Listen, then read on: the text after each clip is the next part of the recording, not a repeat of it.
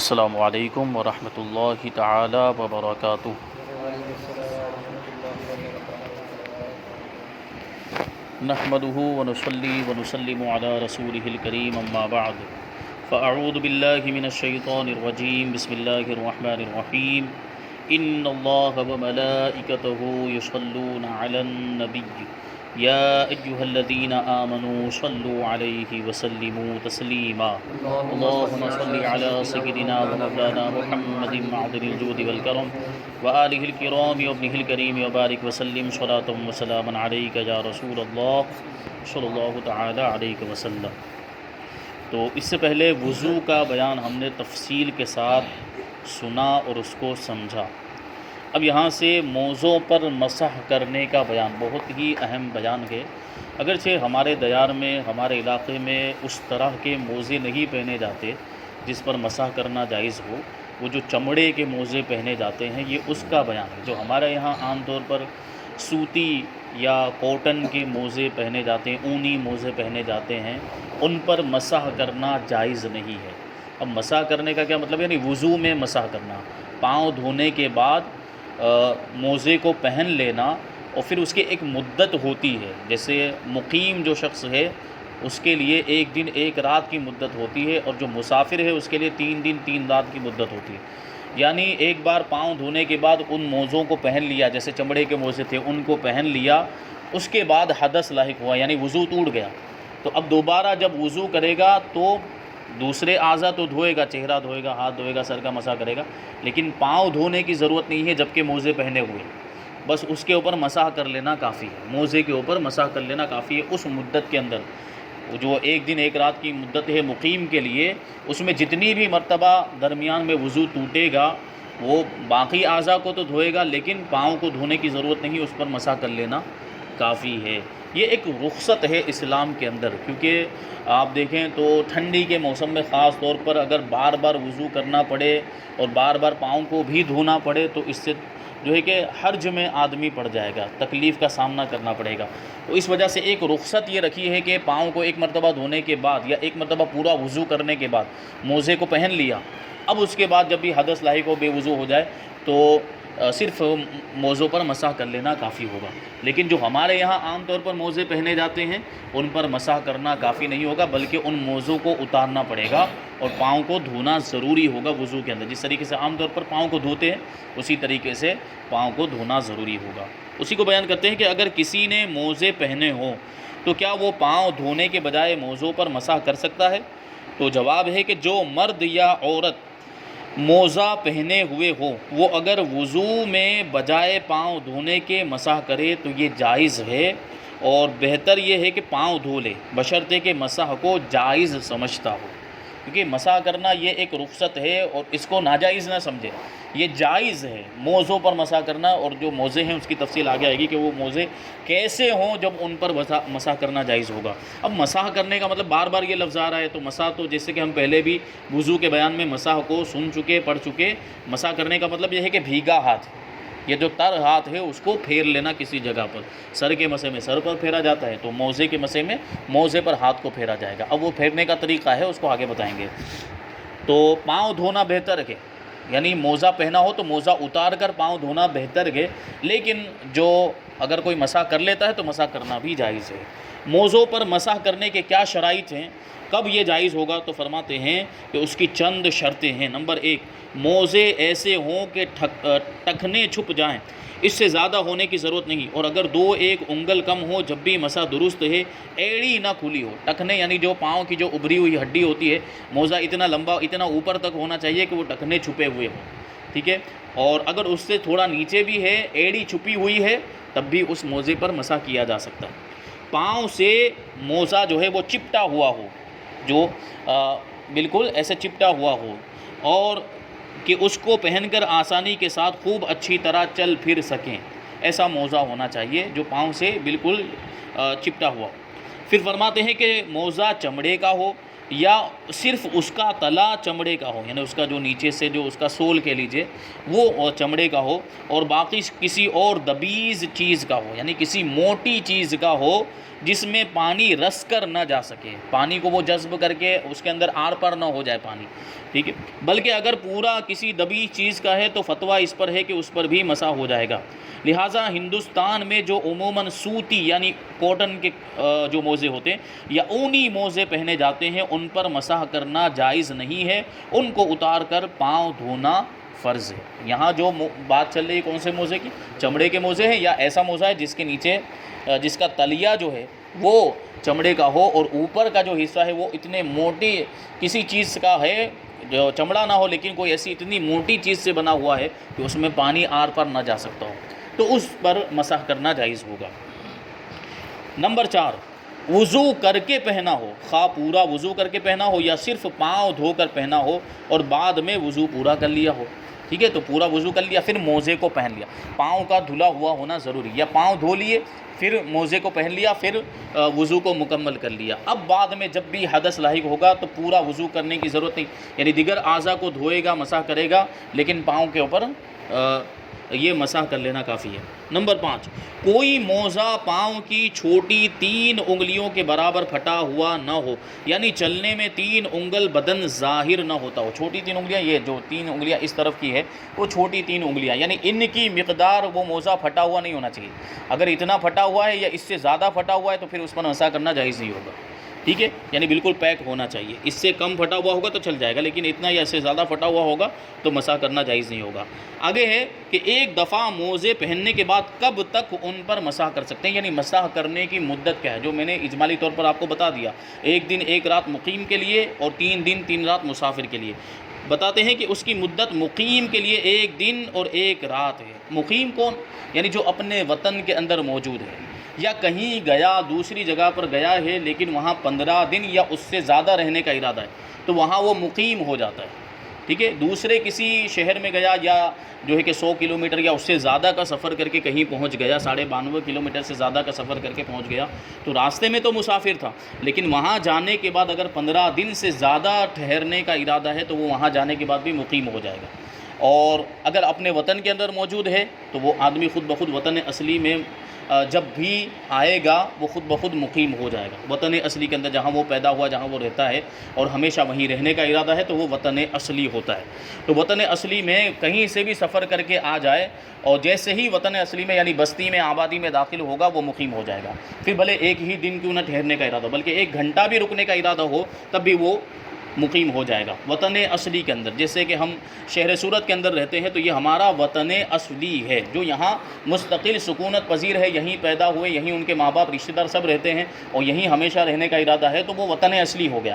تو ہم اگر کہیں گھومنے گئے تو وہاں باہر جانے کی وجہ سے مسافر ہوں گے لیکن جیسے ہی وہاں سے واپس آئے تو ہم مقیم ہو جائیں گے، جبکہ دوسری جگہ مقیم ہونے کے لیے ضروری ہے کہ وہاں 15 دن یا اس سے زیادہ ٹھہرنے کا ارادہ کرے۔ جیسے یہاں سے احمد آباد چلے گئے تو احمد آباد میں اگر 4 دن ٹھہرنے کا ارادہ ہے تو ہم 4 دن تک پورے کے پورے مسافر ہی رہیں گے، یعنی وہ نماز کا جو مسئلہ ہے قصر کرنے کا مسئلہ انشاءاللہ تبارک و تعالیٰ اس کا پورا بیان آگے آئے گا، قصر کب کرنی ہے اور کب نہیں کرنی ہے۔ تو اگر 4 دن ہے یا 5 دن ٹھہرنے کا ارادہ احمد آباد کے اندر ہے تو ہم مسافر ہی رہیں گے جب تک وہاں رکیں گے، لیکن اگر 15 دن یا اس سے زیادہ ٹھہرنے کا ہم نے ارادہ بنا لیا، مستقل ارادہ بنا لیا تو پھر ہم وہاں پر بھی مقیم ہو جائیں گے، یعنی نماز پوری پڑھنی پڑے گی۔ تو مقیم کا مطلب یہ ہوا۔ تو مقیم کے لیے مسح کی جو مدت ہے، موزے پر مسح کرنے کی جو مدت ہے 1 دن 1 رات یعنی 24 گھنٹے، اور مسافر کے لیے 3 دن اور 3 رات ہے، 3 دن اور 3 رات یعنی تقریباً 72 گھنٹے ہوتے ہیں۔ موزہ پہننے کے بعد پہلی مرتبہ جو حدث ہوا، حدث کا مطلب وضو توڑنے والی چیز، جو حدث ہوا اس وقت سے اس کا شمار ہوگا۔ مثلا صبح کے وقت موزہ پہنا، وضو کرنے کے بعد صبح کے وقت موزہ پہن لیا، جیسے 8 بجے یا 9 بجے پہن لیا، اور ظہر کے وقت پہلی بار حدث ہوا یعنی ظہر کے وقت وضو ٹوٹا اس کا، تو مقیم دوسرے دن کی ظہر تک مسح کرے اور مسافر چوتھے دن کی ظہر تک۔ جیسے مثال کے طور پر اس نے صبح میں موزہ پہنا تھا وضو کرنے کے بعد 8 بجے پہنا تھا، اب جو اس کا جو وضو ٹوٹا ہے، حدث پایا گیا، وہ مثال کے طور پر 12:45 بجے پایا گیا، تو اب اس کا وقت یہاں سے اسٹارٹ ہوگا، جو مسح کا جو وقت ہے وہ یہاں سے اسٹارٹ ہوگا۔ اب وہ کب تک مسح کر سکتا ہے؟ دوسرے دن 12:45 بجے تک وہ مسح کر سکتا ہے، یعنی درمیان میں جتنی بھی مرتبہ حدث لاحق ہوگا تو باقی اعضاء کو دھوئے گا لیکن موزے پر صرف مسح کر لے گا. لیکن جب دوسرے دن 1:15 کا وقت آ گیا تو اب موزہ اتار کر دھونا ضروری ہوگا, اب مسح کرنا کافی نہیں ہوگا. تو اسی طریقے سے مسافر کے بارے میں بھی سمجھ لیں کہ مسافر کا جو معاملہ ہے وہ 3 دن تک رہے گا. موزوں پر مسح کرنے کا طریقہ کیا ہے؟ تو بتاتے ہیں کہ موزے پر مسح کرنے کا طریقہ یہ ہے کہ دونوں ہاتھوں کی انگلیوں کو تر کرنے کے بعد یعنی بھگونے کے بعد داہنے ہاتھ کی 3 انگلیاں داہنے پاؤں کی پشت پر, پشت کے سرے پر, اور بائیں ہاتھ کی انگلیاں بائیں پاؤں کی پشت کے سرے پر رکھ کر پنڈلی کی طرف کم سے کم بقدر 3 انگل کے کھینچ کر لے جائے, اور سنت یہ ہے کہ پنڈلی تک پہنچائے. اب سب سے پہلے کچھ چیزیں جاننی ہے. پشت کا مطلب ہوتا ہے پیٹھ. اب یہ ہے یہ پیٹ ہے اور یہ ہے پشت, یہ پاؤں کی پشت ہے, پاؤں کی پیٹھ ہے, برابر. موزہ پہنا ہوا ہے پاؤں کے اندر تو یہ پاؤں کی پشت ہے. تو ہمیں دائنے ہاتھ کی 3 انگلیاں کم سے کم 3 انگلیاں, اگر ہم 4 لے لیتے ہیں تو بھی کوئی حرج نہیں. 4 انگلیوں کو ہم نے بھیگا لیا. اب یہاں رکھنا ہے ہم نے انگلیوں کی جانب, ٹھیک ہے. پاؤں کیا لکھا ہے؟ دائنے ہاتھ کی 3 انگلیاں دائنے پاؤں کی پشت کے سرے پر. یہ یہاں جہاں سے شروع ہوتا ہے وہاں ہمیں اس طریقے سے انگلیوں کو رکھ کر, بھیگی انگلیوں کو رکھ کر اوپر کی طرف کھینچ کر لے جانا ہے. ایسے یہ موزہ ہم نے پہنا ہوا ہے, اوپر کی طرف اس طریقے سے کھینچ کر لے جانا. اور بائیں ہاتھ اسی طریقے سے کرنا. یہ مثال کے طور پر یہاں سمجھ لیجئے کہ یہ ہے پاؤں, یہ پاؤں کی انگلیاں ہیں, یہ پاؤں کی پشت ہے. یہ ہمارا جو ہے کہ یہ کیونکہ یہ بایاں پاؤں ہے تو اس کو آپ مان لیجئے کہ بایاں ہاتھ یعنی الٹا ہاتھ ہے. الٹے ہاتھ کو ہمیں اس کی انگلیوں کو تر کر کے کم سے کم 3 انگلیاں زیادہ ہو جائے تو کوئی حرج نہیں. 4 انگلیاں بھی اگر ہیں تو 4 انگلیوں کو ایسے رکھ کر یعنی انگلیوں کے پاس ہے جو پاؤں کی انگلیاں ہیں وہاں ایسے رکھ کے ہمیں اوپر کی طرف لے کر جانا ہے. اوپر یہ جو پاؤں مثال کے طور پر یہ پاؤں کا یہ ٹخنا ہے, پاؤں کے اندر جو ابری ہوئی ہڈی ہوتی ہے وہ ٹخنا اس کو کہتے ہیں. اور یہ گھٹنا ہے, گھٹنا تو جانتے ہی ہیں. یہ ٹخنے اور گھٹنے کے درمیان جو حصہ ہوتا ہے اس کو پنڈلی کہا جاتا ہے. اس کو کیا کہا جاتا ہے؟ پنڈلی. یہاں تک. تو اب جو ہے کہ پنڈلی کی طرف ہمیں ہاتھ کو ایسے کر کے لے جانا ہے. اب کتنی دور تک لے کر جانا ہے؟ 3 انگلی کی برابر, 3 انگل کے برابر, یعنی بس ایسا 3 انگل یہاں رکھا اور 3 انگل کے برابر ایسا آگے کھسکا دیا تو یہ مسح ہو جائے گا. لیکن بہتر کیا بتایا؟ بہتر یہ ہے, سنت یہ ہے کہ پنڈلی تک پہنچائے, یہاں تک پہنچائے, کیونکہ موزہ اوپر تک پہنا ہوا ہوگا تو اس کو کھینچ کر یہاں تک لے کر جائے, جہاں تک موزہ پہنا ہوا ہے وہاں تک لے جائے. یہ سنت طریقہ ہے. یہ تو کبھی ضرورت پیش آ گئی, کبھی ہم نے یہ اس طرح موزہ جیسے کسی ٹھنڈے علاقے میں ہم چلے گئے اور وہاں ہم نے یہ موزہ پہن لیا, یعنی چمڑے کا موزہ پہن لیا, یا کبھی ہمیں جو ہے کہ دوسری جگہ جیسے یو پی وغیرہ میں عام طور پر پہنے جاتے ہیں اس طرح کے موزے, تو کبھی ہم وہاں گئے اور وہاں ہمیں اس طرح موزہ پہننے کا اتفاق ہو گیا, اور اگر ہم شریعت کی اس رخصت پر عمل کرنا چاہتے ہیں کہ اللہ نے ہمیں رخصت دی تو یہ رخصتیں بھی تو نعمتیں اللہ تبارک و تعالیٰ کی, اور اس پر عمل کرنا چاہتے ہیں تو اس طریقے سے وہاں پر ہم مسح کر سکتے ہیں. تو طریقہ ذہن میں ہوگا اور اس کے سارے احکام ہمیں معلوم ہوں گے تو ہمارے لیے عمل کرنے میں آسانی ہوگی. تو یہ موزے پر مسح کرنے کا طریقہ بتایا. اب فرماتے ہیں کہ موزے پر مسح کرنے کے فرض کتنے ہیں؟ تو موزے پر مسح کرنے کے فرض 2 ہیں. ایک, ہر موزے کا مسح ہاتھ کی چھوٹی 3 انگلیوں کے برابر, کم سے کم 3 انگلیوں کے برابر. 4 ہو گیا تو کوئی حرج نہیں ہے, کم سے کم 3. اس سے کم ہو گیا جیسے 2 انگلی کے برابر صرف مسح کیا ہے تو وہ مسح جائز نہیں ہے. اسی طریقے سے موزے کی پیٹھ پر مسح کرنا, موزے کی پیٹھ پر مسح ہونا, تلے میں مسح نہیں, موزے کی پیٹھ پر مسح ہونا. اب یہ جو مسح ایک اعتبار سے دیکھیں تو وہ اوپر جو کچھ بھی گرد و غبار لگا ہوگا تو مسح کرنے سے وہ کیا ہو جائے گا؟ صاف ہو جائے گا. اب کسی بزرگ کا واقعہ مجھے ذہن میں نہیں آ رہا ہے, غالباً امام اعظم ابو حنیفہ رضی اللہ تعالیٰ عنہ کا یہ ہے کہ ان کے اوپر کسی نے الزام لگایا کہ آپ قیاس کرتے ہیں, یعنی اپنی سوچ کے ذریعے, اپنی جو ہے کہ غور و فکر کے ذریعے سے مسائل بیان کر دیتے ہیں, یعنی قرآن و حدیث کے خلاف. معاذ اللہ, یہ اعتراض کیا کہ قرآن و حدیث کے خلاف اپنی سوچ سے, اپنے قیاس سے مسائل بیان کرتے ہیں. تو امام اعظم ابو حنیفہ رضی اللہ تعالیٰ عنہ نے, یا جو بزرگ کا واقعہ ہے اگر وہ نام میں بھول رہا ہوں, تو انہوں نے یہ جواب دیا تھا کہ اگر میں قیاس کرتا تو موزے کے نیچے مسح کرنے کا حکم دیتا. اپنی سوچ سے اگر میں مسئلہ بیان کرتا تو موزے کے نیچے یعنی تلے میں مسح کرنے کا حکم دیتا, موزے کی پیٹھ پر مسح کرنے کا حکم نہیں دیتا. کیونکہ عقل کیا کہتی ہے, قیاس کیا کہتا ہے کہ جو گرد و غبار, جو گندگی کہاں لگتی ہے؟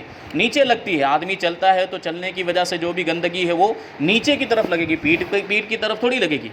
تو اگر وہ فرماتے ہیں بزرگ یا امام اعظم ابو حنیفہ رضی اللہ تعالیٰ عنہ کہ اگر میں قیاس کرتا, اگر میں اپنی عقل کے ذریعے جواب دیتا تو میں حکم دیتا کہ یہاں پاؤں کو نیچے والا جو حصہ ہے موزے کا اس پر مسح کرنا چاہیے، لیکن میں چونکہ قیاس سے حکم نہیں دیتا، حدیث پاک کے اندر آ گیا، اللہ کے رسول صلی اللہ علیہ وسلم نے ارشاد فرما دیا کہ مسح موزے کی پیٹھ پر ہوگا، تو حدیث کے مطابق ہمیں اسی پر عمل کرنا ہے۔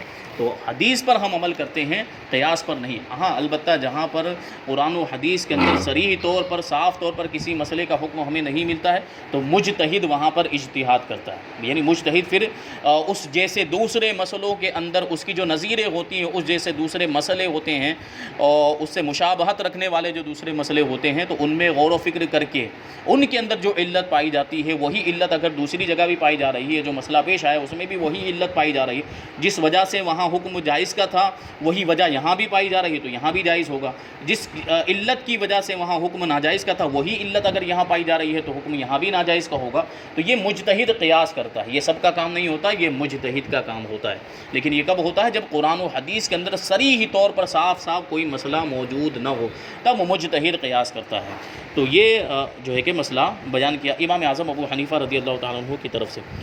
پھر دیکھیں سوال ہے کہ مسح کن چیزوں سے ٹوٹتا ہے، مسح کن چیزوں سے ٹوٹتا ہے؟ تو فرماتے ہیں کہ جن چیزوں سے وضو ٹوٹتا ہے ان سے مسح بھی جاتا رہتا ہے۔ جن چیزوں سے وضو ٹوٹتا ہے یعنی وضو ٹوٹ گیا تو پھر مسح بھی ٹوٹ گیا، کیا مطلب؟ پھر ابھی دوسرا مسح کرنا پڑے گا، یعنی مدت کے اندر ہے تو وہ مسح کر سکتا ہے، وہ مدت پوری ہو گئی تو پھر موزہ اتارنا ضروری ہو جائے گا، وہ الگ حکم ہے۔ تو جن چیزوں سے وضو ٹوٹتا ہے ان سے مسح بھی جاتا رہتا ہے۔ پھر نمبر 2، مدت پوری ہو جانے سے بھی مسح جاتا رہتا ہے، اور اس صورت میں صرف پاؤں دھو لینا کافی ہے، پھر سے پورا وضو کرنے کی حاجت نہیں، اور بہتر یہ ہے کہ پورا وضو کر لے۔ کیا مطلب ہوا کہ مدت مکمل ہوگی، 24 گھنٹے کی مدت تھی مقیم کے لیے، اب وہ مدت مکمل ہو گئی کہ تو وہ مسح خود بخود ختم ہو گیا، اب مسح کرنا جائز نہیں ہے۔ اب کیا کرنا پڑے گا؟ پاؤں کا جو موزہ ہے وہ اس کو اتار کر پاؤں کو دھونا پڑے گا۔ اب صرف پاؤں کو دھو لینا کافی ہے، پورا وضو کرنا ضروری نہیں۔ ہاں اگر پورا وضو کر لیتے ہیں تو یہ اچھی بات ہے۔ نمبر 3، موزے اتار دینے سے بھی مسح ٹوٹ جاتا ہے اگرچہ ایک ہی موزہ اتارو، کیونکہ موزہ جب تک پاؤں کے اوپر ہے، پاؤں کے اوپر ٹھہرا ہوا ہے وہاں تک وضو کرنا، اور اسی وجہ سے ایک شرط یہ بھی ہے کہ بغیر باندھے ہوئے وہ پاؤں پر ٹھہر سکتا ہو، ایسا موزہ ہونا چاہیے۔ تو موزہ اتار دیا تو اس سے بھی مسح ٹوٹ جائے گا۔ نمبر 4، موزے پہن کر پانی میں چلا کہ ایک پاؤں کا آدھے سے زیادہ حصہ دھل گیا یا اور کسی طرح سے موزے میں پانی چلا گیا اور آدھے سے زیادہ پاؤں دھل گیا تو مسح جاتا رہا۔ کیوں؟ کیونکہ مسح جو ہے یہ غسل کے قائم مقام ہے، دھونے کے قائم مقام ہے۔ ایک بات ذہن میں رہنی چاہیے کہ مسح یہ دھونے کے قائم مقام ہے، اس کا نائب ہے، اس کا خلیفہ ہے، تو جہاں دھونا پا لیا جائے گا تو وہاں پھر مسح نہیں ہو سکتا، اور جہاں مسح ہوگا تو وہاں دھونا نہیں ہوگا، یہ چیز ہے۔ تو اب دیکھیں مسح کیا تھا اس نے موزے پر، لیکن اب پانی اندر پہنچ گیا، اوپر سے جو اوپر سے پہنا ہوا تھا وہاں سے پانی، جیسے کہا کہ پانی کے اندر چلا، تالاب میں چلا یا کوئی ایسا ندی میں چلا، تو اوپر سے پانی اندر پہنچے، اتنا زیادہ پانی پہنچ گیا کہ آدھے سے زیادہ پاؤں دھل گیا ہے، تو اب وہ دھونا پا لیا گیا، مسح ختم ہو گیا، تو اب وہ مسح جائز نہیں رہا، اب موزہ اتار کر پاؤں کو دھونا ضروری ہوگا۔ پھر فرماتے ہیں کہ جن پر غسل فرض ہو کیا وہ بھی پاؤں دھونے کے بجائے موزوں پر مسح کر سکتے ہیں؟ تو فرماتے ہیں کہ جس پر غسل فرض ہے وہ موزوں پر مسح نہیں کر سکتا۔ یہ تو بے وضو کے بارے میں، یعنی وضو ٹوٹ جائے تو وضو کے اندر یہ رخصت ہے، غسل اگر فرض ہو گیا ہے تو موزے پر مسح کرنا کافی نہیں۔ جیسے مثال کے طور پر وضو کرنے کے بعد موزہ پہن لیا تھا، اب مسح کر رہا تھا اور درمیان میں ہی غسل بھی فرض ہو گیا اس کے اوپر، تو اب ایسا نہیں کر سکتے کہ پورے جسم کا تو غسل کر لیا اور پاؤں کے اوپر موزے جو پہنے تھے اس پر مسح کر لیا، تو وہ کافی نہیں ہوگا، بلکہ غسل کے لیے موزوں کو اتارنا ضروری ہوگا۔ تو یہ تھے موزوں پر مسح کرنے کے ضروری مسائل۔ اللہ تبارک و تعالی ہم سب کو عمل کرنے کی توفیق عطا فرمائے۔ وما علینا الا البلاغ۔ السلام علیکم۔